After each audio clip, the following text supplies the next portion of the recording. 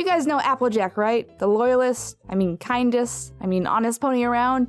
Well, this episode is about that one time she done fucked up and sent everyone to the hospital. Besides that other time. Really? Applejack lying? What kind of weird, out-of-character fanfic is this? Are we in another reality where the elements of harmony are reversed and everyone's the opposite of themselves and... Oh, I think we already did that plot. This episode, I think, exists just to give us a fun excuse for the whole flashback and to show that no one is perfect, not even Applejack. I'm sorry, maybe she should have stayed in the background where she belonged. Sorry. Except I'm not.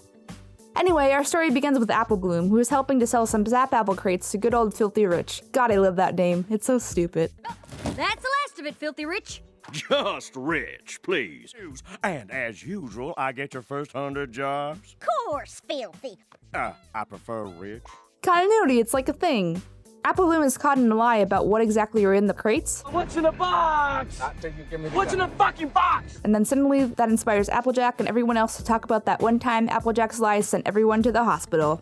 That was only because you made promises you couldn't keep. But there's gotta be a better way out of this mess than by making up some story about Granny being sick. Well, it worked, didn't it? Are you sure about that? But they were only there physically and weren't actually hurt, and this is so misleading and I'm confused already. The flashback takes place on the farm. Wait, what? Is this before or after the parents are gone?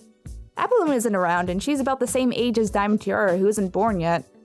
Well, I guess this mystery might not be solved here. Damn it. You mean we could have seen the parents and we didn't? What?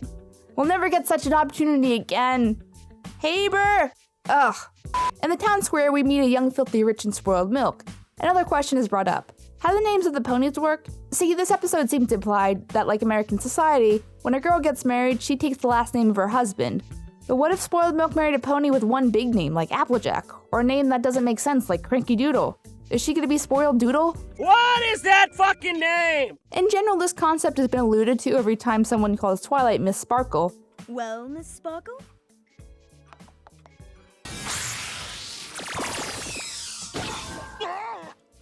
And it kind of works with calling Fluttershy's parents Mr. and Mrs. Shy, but...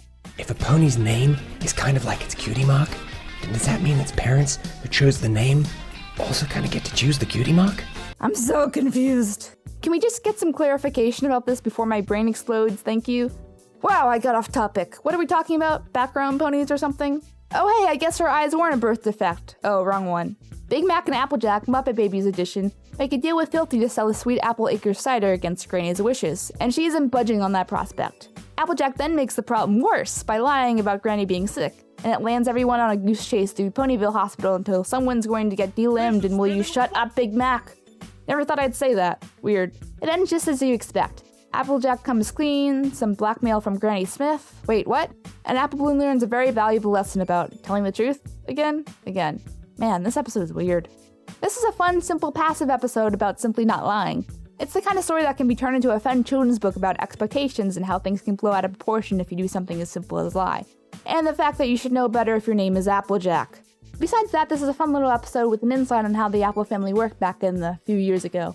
I do wish we got some more lore and exposition out of this baby, but we're treated to a relatively simple story. A little disappointing. Well, I've always thought that the most important... Big Mac, sip it! Farmer, timber wolves, Beware! Well, I've never seen apple farmer, with quite so little hair. I'm gonna be the main event like Farmer. I was before.